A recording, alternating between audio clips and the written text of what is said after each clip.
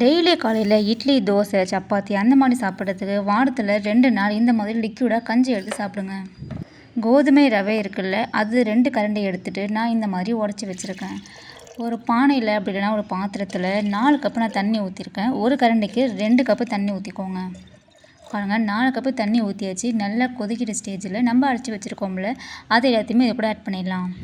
அந்த கோதுமை ரவை நீங்கள் அரைக்காமல் கூட போடலாமுங்க. ஆனால் இந்த மாதிரி கொஞ்சம் அரைச்சி போட்டிங்கன்னா ரொம்ப சீக்கிரமாக உங்களுக்கு பாயில் ஆகிடும். பாருங்கள், ஒரு 20 to 25 மினிட்ஸ்க்குள்ளே இது நல்லா பாயில் ஆகிடுச்சு. இப்போ வந்து நம்ம இதை எடுத்து பார்க்கலாம். பாருங்கள், தண்ணிலாம் எப்படி வற்றி போச்சு பார்த்தீங்களா? இப்போ வந்து ஒரு பவுலில் போட்டு பார்க்கலாங்க. நம்மளுக்கு கொஞ்சம் செக் பண்ணி பார்க்கலாம். பாருங்கள், எடுத்து போட்டாச்சு. இப்போ வந்து இது நல்லா ஆறுனதுக்கப்புறம் நம்ம கை வச்சு அழுத்தி பார்க்கலாம். பாருங்கள், நல்லா வெந்து போச்சு. அவ்வளோதாங்க. இப்போ நம்ம அடுப்பை ஆஃப் பண்ணிடலாம்.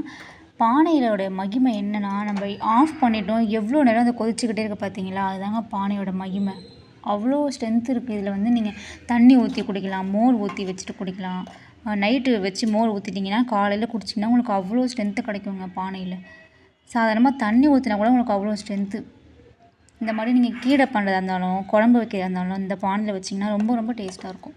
பாருங்கள், நல்லா கட்டியாக போச்சு. இதில் வந்து நம்ம உப்பு, மோர், அதுக்கப்புறம் வெங்காயம், கேரட், மாங்காய் எது வேணாலும் நம்மளோட ஆப்ஷனல் தான். நம்ம எது வேணால் போட்டு சாப்பிட்லாங்க. தேவையான அளவு சால்ட் ஆட் பண்ணிடலாம். நெக்ஸ்ட் வந்து நல்லா திக்காக மோர் கடைச்சி அது கூட ஆட் பண்ணிடலாம். அதுக்கப்புறம் சின்ன வெங்காயம் போட்டிங்கன்னா ரொம்ப ரொம்ப டேஸ்ட்டாக இருக்கும். நான் வந்து இன்றைக்கி பெரிய வெங்காயம் தாங்க போட்டிருக்கேன். உங்களுக்கு வேணும்னா நீங்கள் கேரட், மாங்காய் கூட போட்டு சாப்பிட்லாம். இந்த கோதுமை ரவையில் நிறைய விட்டமின்ஸ் இருக்குங்க, மினரல்ஸ் இருக்குது. ரொம்ப ரொம்ப நல்லதுங்க. கண்டிப்பாக சாப்பிடுங்க. காலையில் பிரேக்ஃபாஸ்ட் சாப்பிட பிடிக்கலனா அண்ட் வந்து உங்கள்கிட்ட தோசை மாவு, இட்லி மாவு அந்த மாதிரி இல்லாத டைமில் கூட நீங்கள் இந்த மாதிரி ட்ரை பண்ணலாம். நம்ம சேனல் வீடியோவில் ஆல்ரெடி கம்பு கூழ் எப்படி செய்யணும்னு போட்டிருக்கேன். மறக்காமல் செக் பண்ணி பார்த்துக்கோங்க. அவ்வளோதான் மக்களே, ட்ரை பண்ணி பார்த்துட்டு சேனலை மறக்காமல் சப்ஸ்கிரைப் பண்ணிவிடுங்க. ஈவினிங் வீடியோவில் பார்க்கலாம். லைக் பண்ணுங்கள், ஷேர் பண்ணுங்கள், கமெண்ட் பண்ணுங்கள். தேங்க்ஸ் ஃபார் வாட்சிங். பாய்.